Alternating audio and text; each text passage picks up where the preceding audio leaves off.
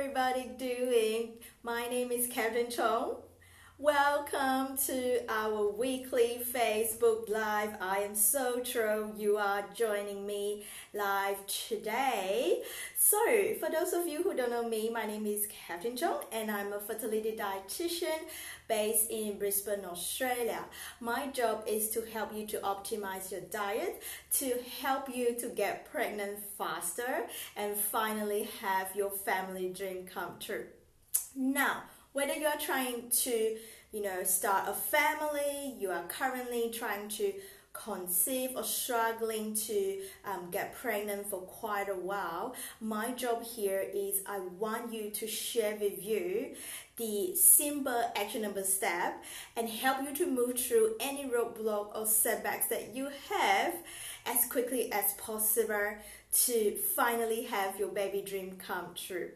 Now, today is our monthly Tuesday Q&A session, which is my favorite time of the month and also my favorite time of the week because I get to answer questions from you and from all our fertility tribe from our emails list. So today I'm going to answer two of the questions from our wonderful fertility tribe out there. So we are going to chat about the 5 different foods that can enhance your fertility, and also we're going to chat about melatonin supplements. So if these are sort of like the 2 things that you have been wondering in your mind, make sure you stay tuned for today's tutorial sessions, and make sure to also subscribe to our channel, click like and share this video because we would like to reach out to more and more people. As I say, my bigger mission is I want to share with you the research-based, evidence-based, practical ways to help you to optimize your diets as much as we can to help you to get pregnant as our ultimate dream goal. Alright then, without any further ado, let's get started. Now, the first question I have for today is from Anna. So here she wrote to me, "Hi Catherine, I have been trying to get pregnant for about 12 months now since I'm going off the pill. I track my ovulation and temperature on the app that I had on my phone. But every month I got a negative pregnancy test. I will cry and pray. I felt so discouraging. And I wonder if there's any food I should be eating to help with pregnancy." Alright Anna, I just wanted to give you a big hug right now and thank you so much for reaching out to me. I just want to remind you, Anna, you are great. You are fabulous, right? Besides, there's some setback in your pregnancy journey. Now remember, failure isn't the end of the road. Okay, you have the strength, resilience to turn those setbacks into a fresh start. So thank you for reaching out to me, and today I'm going to share with you the 5 simple steps that can help you to enhance your fertility, which are my top 5 food I'm going to suggest you to try to help you to boost your egg health. So the number 1 food that I'm going to suggest you to give it a go is definitely my all-time favorite, salmon. So salmon has been known to be one of the food that can enhance your egg quality. The reason why is because salmon is incredibly rich in omega-3 fats. You might also see the short form called EPA plus and DHA. So it's a very easy to cook, easy, simple ingredient, and basically the wonderful things that the omega-3 does to your body is that it can help to reduce the body inflammation, which has been found to optimize the egg health. So what you want to do is try to aim to have fish such as salmon, oily fish, 2 to 3 times a week. Or perhaps if you don't like salmon, you can also swap with such as like other fish like sardine, mackerel. So these are the type of oily fish that can help you to boost your omega-3 intake. Now, number 2, my top favorite food that can help you to enhance your egg health is blueberry. Now, Blueberry is very rich in antioxidant. So basically, you want to make sure that your diet, aside from lots of colorful vegetables, you also want to make sure you do include some blueberries in your diet, because it does help to protect your eggs from the radical damage in your body. Now, you can eat them as a snack, or you can sprinkle them in your yogurt, breakfast cereal, oats, or smoothie, right? And number 3 is chia seeds. Now, a lot of people have heard about chia seeds or hemp seed, for example, but how do you actually enjoy them in your diets? So again, the benefits of having some chia seeds or even hemp seeds, they are incredibly high in fiber, and it's very rich in omega-3 fats in terms of plant-based omega-3, and it's very rich in plant-based protein and antioxidants. So what you can do, again, it's very simple, versatile ingredient. It doesn't change much of the flavor of your dish. What you can do, you just need to add maybe a handful or a tablespoon. You can sprinkle them in your salad, your vegetable dishes, or even your smoothie, or you can even make like a chia pudding for your desserts. So that is something that I want you to try. Now, moving on, my number 4 top food for you that I suggest you to try is actually red meat. Now, a lot of people think that, okay, maybe they should start to cutting all our red meat, but in fact, having a small amount of red meat in your diet is still essential. Why? Because it provides ions in your diet, which is essential for women, especially to make sure that you're getting enough iron to maintain your red blood cell for your oxygen circulation. Now, the other wonderful things that red meat does, it also contains zinc, which is essential for fertility, which we're going to talk about it in a minute. But the other biggest reason is because red meat also contains CoQ10, so coenzyme Q10, which is a very strong type of antioxidant to help to protect your eggs by preventing from DNA damage, especially for older ladies, right? So while I want you to have red meat, but I don't want you to have too much. So again, how much is not too much? So you can think about to making sure that when you plan your meal, at least about, I would say, 2 or 3 nights, 2 or 3 times a week, you can include a small amount of red meat, and make sure that you are choosing the good premium type of meat, the lean type of fats, the better. So make sure you want to trim off the excess fats. And you can think about just including roughly about a palm size of your palm size of the meat, so roughly about 100 to 150 grams. That will be a general rule for you to aim for a meal. Alright, now my last favorite food to help you to boost your egg health is oyster. Okay, so oyster is not just wonderful, for your, say, male partner to boost the sperm health. But in fact, oyster also nourishing for women in terms of fertility. Now, why? Because it does also contain zinc. So zinc are absolutely really important for cell divisions and cell growth, and hence is essential for the development and the maturation of your egg cell. Now, oyster are in fact one of the richest source of zinc, but also it is very rich in iodine.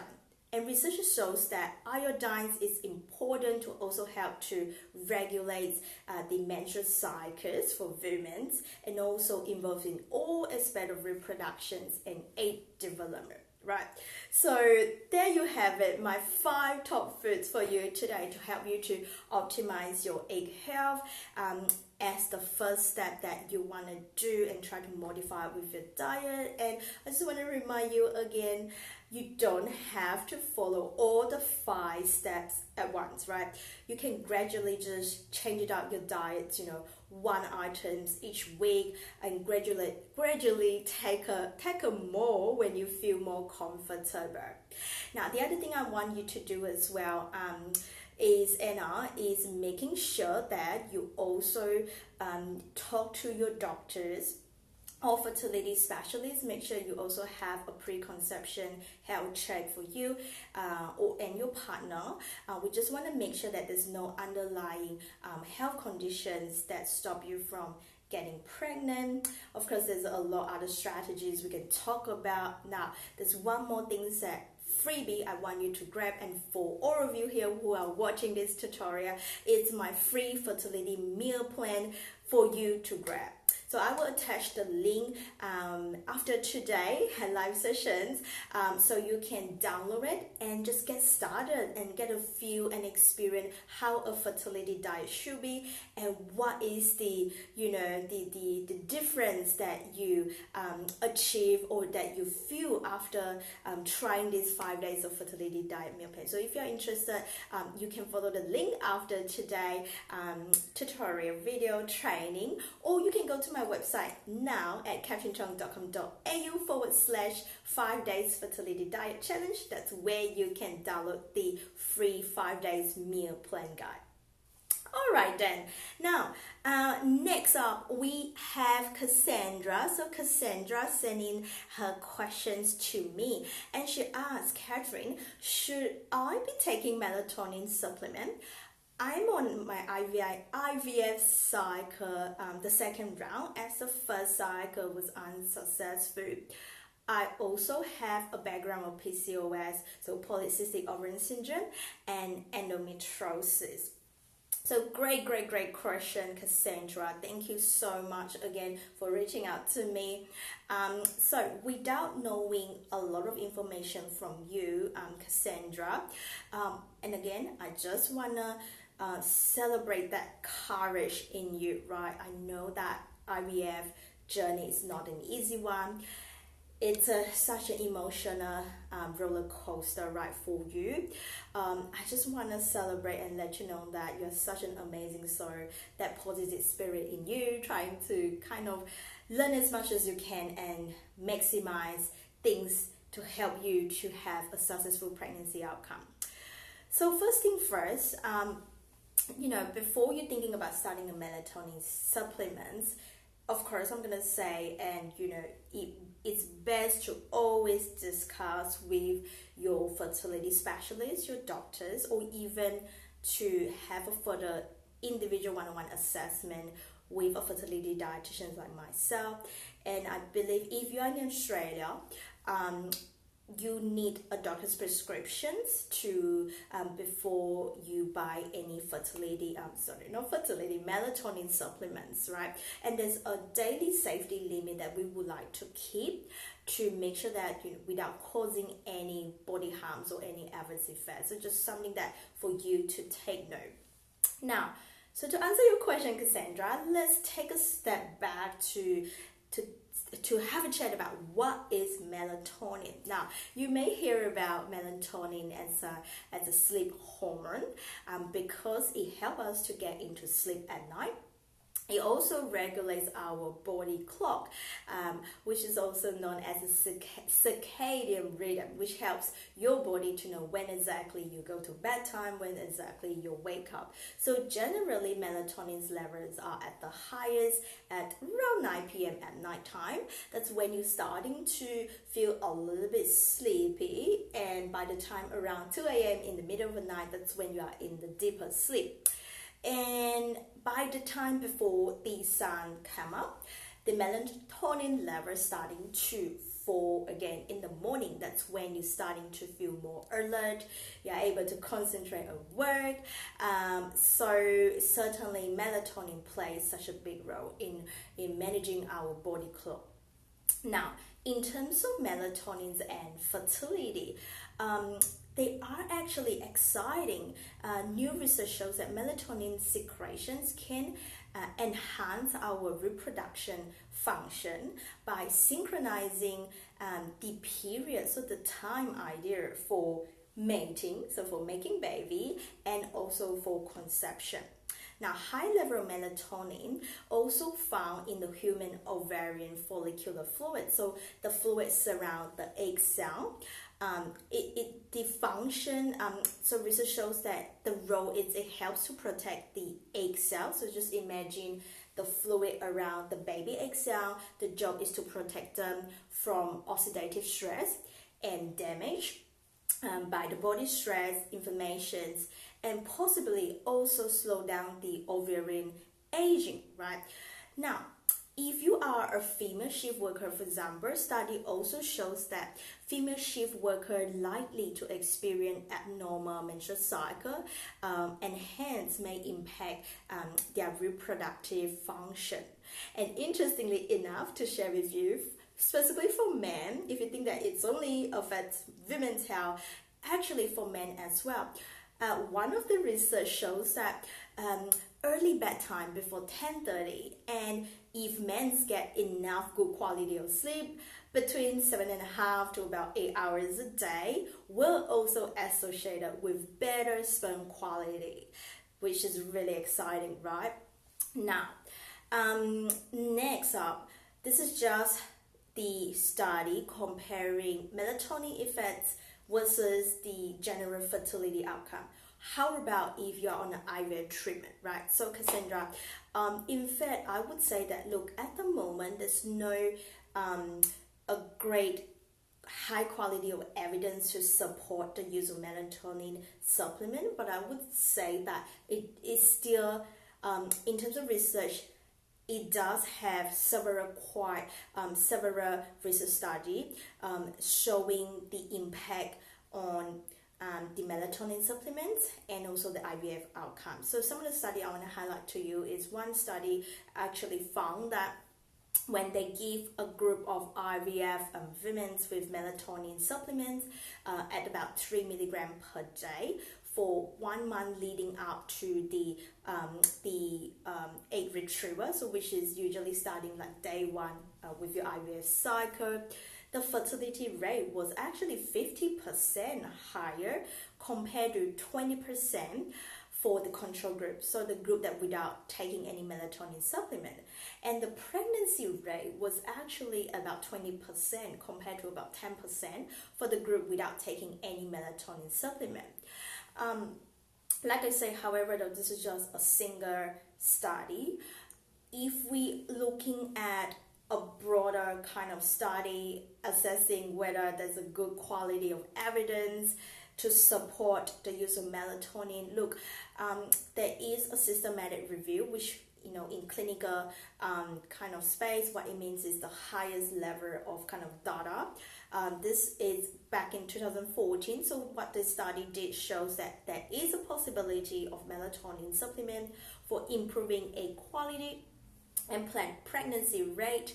But at the moment, especially for those who have actually felt IVF cycle before, so there is a possible link, possible associations. However, at this stage, we're just not sure whether or not there's a certainty to helping women to reduce the miscarriage rate or to have an impact on the actual live birth rates, right?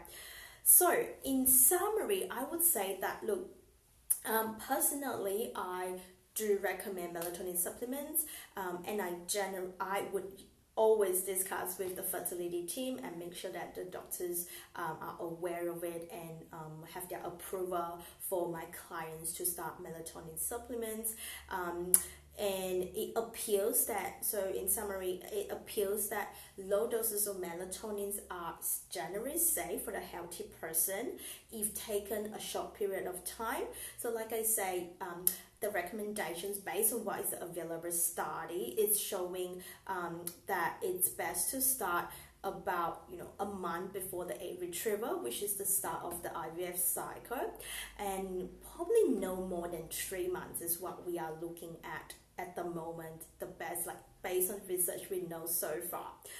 And I would say that if you are thinking of starting any melatonin supplement, Cassandra, make sure, like I say, to check with your fertility team. I think it's worth to explore.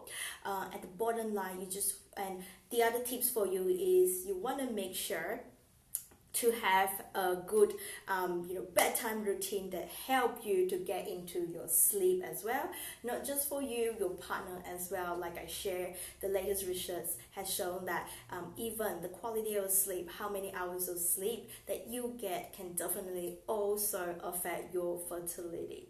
So Cassandra, I hope this is helpful for you, and that's all that we have for today. And again, thank you so much for watching today's tutorial. As usual, if you enjoy our episode, don't forget to click like and share and subscribe to our channel, and to leave a comment below. I would love to hear from you. What is the one thing that you take away from our sessions today? Now, don't forget, there's also a 5 days fertility meal plan guide for you to grab. So please visit my website, katherinechong.com.au/fertility diet challenge, or to visit the link down below in the description box. That's where you can also download the free guide. And thank you so much for joining me today. I will see you again, the same place, the same time next week. Bye for now, everybody.